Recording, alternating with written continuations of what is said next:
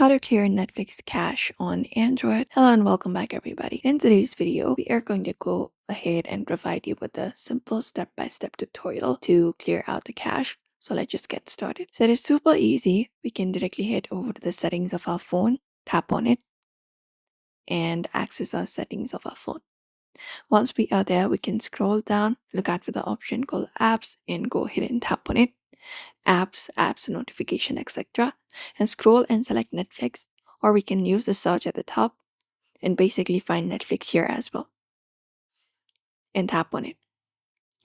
Once we tap on it, we will be taken to this page. We can scroll down to the user section and tap on storage.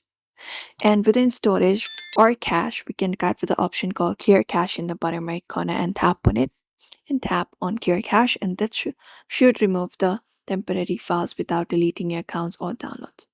You can also tap on clear data in the same menu, and this will log you out of Netflix and you will need to sign in again and download it. Shows will also be removed. Apart from that, alternative method is you can directly hold the application and go to their info. After that, you can follow the same process that we did earlier.